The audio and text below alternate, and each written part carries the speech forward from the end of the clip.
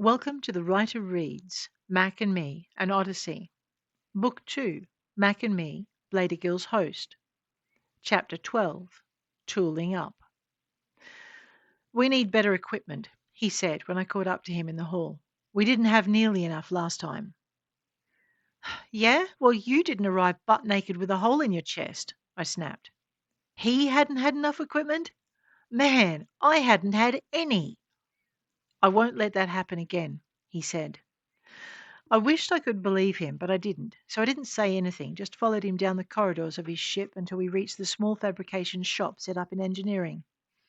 What did we need from here? Grappling hooks. I frowned, not liking the implications. Mack's lips twitched when he saw the expression on my face, but he didn't bother to explain. Come on, he said, and we headed for supply. I figured he'd tell me when he was ready, and would get far too much satisfaction if I asked. To my surprise, there was a range attached to the supply store, a firing range, for target practice. That was news to me. I wondered if Mack would let me on it. He must have caught me staring at it, because he answered, Later, Cutter. Right now, we need weapons. Right, weapons. But we were also heading into a contaminated biozone for a bunch of diseases that, if I understood Tenzin Delight, didn't really have a cure. I wondered what Mack was going to do about that. He didn't respond, and I realized that, for the first time in a long time, I had my head to myself. It didn't feel right. I remembered them taking my implant out and being there when the operation was over, but I didn't remember a thing about being given a new one. That was something that would need to change before the mission, and then I'd need time to get used to it. And all that meant another operation, which meant I'd have to be unconscious, which meant I stopped halfway across the room, and Mack glanced back. What? He asked, but I shook my head. Nothing. He stared at me for a moment longer and then turned back to the counter. What weapon do you prefer? He asked, expecting me to follow him over and go through the selection process. I didn't. I stood where I was and took a breath. A hand labs with variable settings, one stunner, a darter, and a sweeper. It wasn't the reply he'd expected, and he glanced back at me. Any particular brand? He asked. And do you want them gift wrapped? That last bit was pure sarcasm, and I rolled my eyes. That's my wish list, I told him. You can fill it as you like. Brand doesn't mean much to me. Odyssey trained us on a variety, and I don't have preferences as long as it works the way I expect it to. Mack raised both eyebrows and then shrugged and turned back to his supply officer. What can you do for me, Steppy? The man leaned out so he could see past Mack, and I caught sight of him for the first time. He was rangy and narrow-faced, with a disreputable moustache and goatee that did nothing to hide the hard curve of his mouth. I'd seen that kind of hardness before, and wondered why Mack had a killer manning his supply store. I let my gaze travel over him and then took a good look into his eyes. He obliged me by meeting my gaze. His eyes were a brown so dark it was almost black, and they were creased at the corners, but the hardness I'd seen in the angles of his face and along the lines of his mouth was evident in his eyes. I took a step back and watched them narrow. What's the matter, girl? Not scared of old Uncle Stepyan, are you? I shook my head. Scared didn't quite cut it. The expression in his eyes engendered the same terror in me that the idea of returning to Ghoul's Lair had done. Mack pivoted so he could get a good look at me, and I took another step back. Come on, Cutter. We're only getting equipment. Stepyan won't hurt you. I looked at Mack and then turned my gaze back to the supply officer. He wouldn't, huh? I shot another look in Mack's direction and saw him glance past me as I heard the door cycle open. Tenz's voice in my ear followed the weight of his arm draping across my shoulders. He had the same effect on me when I first met him, he admitted.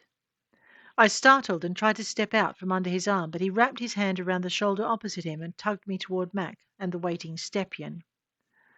I think she's worked it out, he said, and I watched as Stepyan held out his hand. Mack passed him a cred stick, and I froze, pulling Tenz to a stop beside me. Worked what out? I asked, as I felt Tenz readjusting his grip. Mack held up a hand and gave me his sternest look. Courage, Cutter. he said. You need to choose your weapons, and then we're going to medical so you can get a new implant fitted. He paused so all that could sink in, watching as I assimilated it and tried to get my fear under control. Which gun? He asked when I'd taken a couple of breaths and nodded. Gun? Stepien laid a half dozen out on the counter in front of him, and Tens dropped his arm from around my shoulders. I closed the space between me and the supply officer in a few paces and looked at the range they were offering. The Glazer was a good piece in most situations, but the thing I liked most about it was the amount of ammunition it carried. That and the fact I could switch between lethal and non-lethal modes fairly quickly. That one, I said, pointing, and then I saw the Zakrava beside it. Ooh, pretty. I had it off the counter and was turning it over in my hands before any of them could react. After examining it closely, I looked up at Stepien, all fear of him forgotten. It's beautiful, I said, and didn't regret the near worship in my tones. The hardened lines in his face softened in an instant, and he smiled. You know them? One of Axe's disreputable lady agent girlfriends had owned one.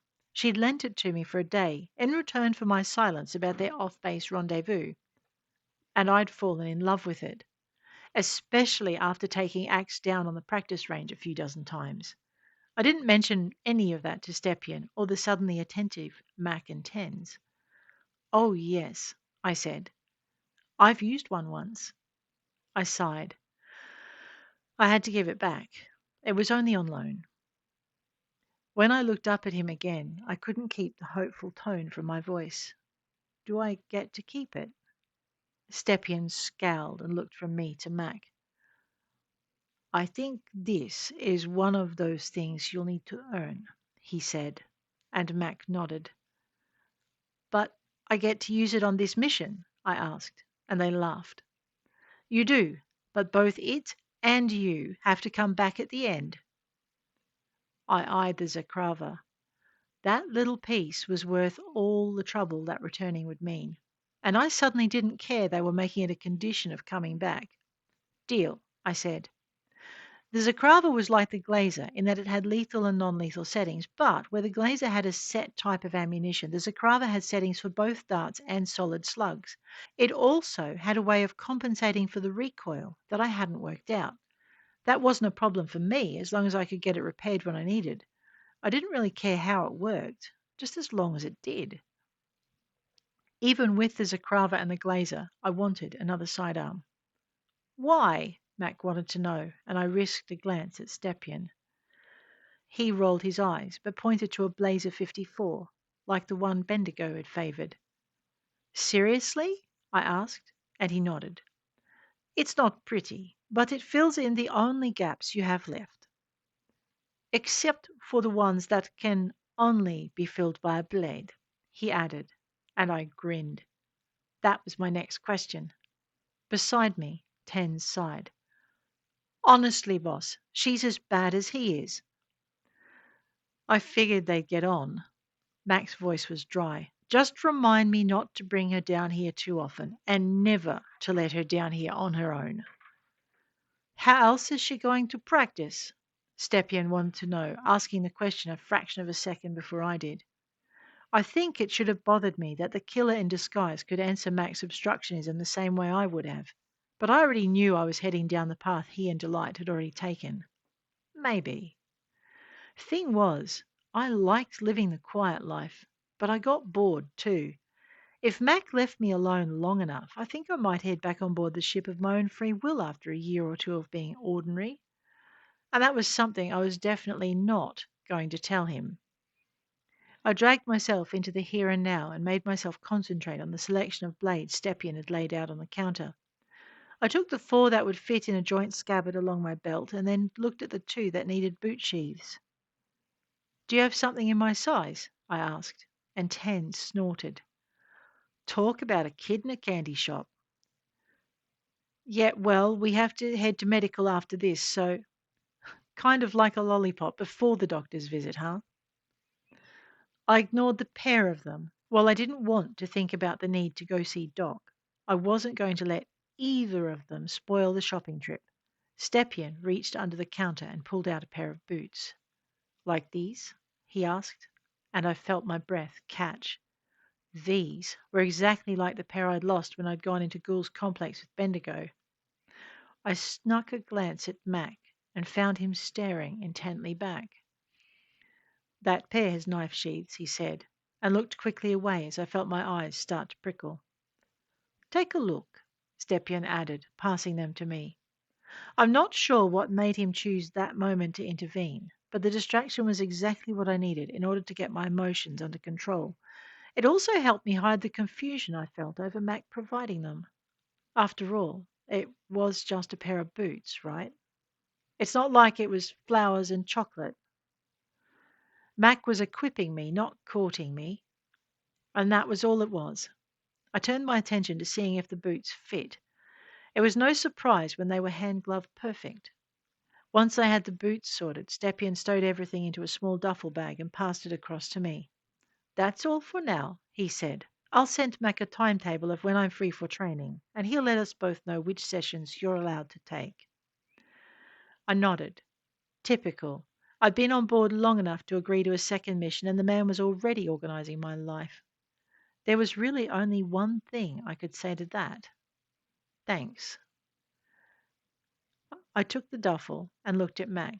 He pushed himself away from where he'd been leaning on the counter. Medical? I asked, feeling the first wrinkle of panic curl through me. I stamped it down as Mac regarded me with thoughtful eyes. Medical, he agreed. Can you make it? I nodded, ignoring the sinking feeling in the pit of my stomach, all too aware of Tens coming alongside me. I forced myself to focus on the boots and the slim leaf-bladed daggers fitted inside them. When my mind wandered toward panic in spite of it, I thought of the Zakrava. That was one sweet piece. I wondered where Stepien had sourced it, and on whose orders. Mac came to a halt and pulled me from my contemplation. I looked up just as the doors to medical opened in front of us. My mind stopped as the implications hit me all at once, but Mac moved through them and I followed, forcing myself not to think. I wondered what Doc would make of my new boots. Would he like them, or would he be annoyed that I found another way to hurt someone and hide the tools for doing it? I guess that in the end it wasn't his choice to make, it was mine. Looking around the clinic, I wondered where he was, almost leaping sideways into Mac when he spoke. Hello, Cutter. Not causing any trouble for a change, he said from beside me, and I felt the sting of an auto-injector, heard the hiss as each needle drove home. What the hell's Doc? You like it? I couldn't say I did, but the words weren't being cooperative. The world tilted me into Mac, and Tens helped him catch me. Well, that was short and sweet. I wondered what it would be like to be able to sense a move like that coming, because I figured I would once the implant was online. I closed my eyes as Mac lifted me. Where do you want her?